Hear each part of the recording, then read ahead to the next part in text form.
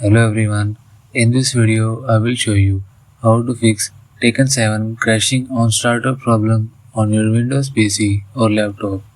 So to fix this issue, follow every step as I am showing in this video, and don't forget to subscribe this channel and press the bell icon for the latest upcoming videos.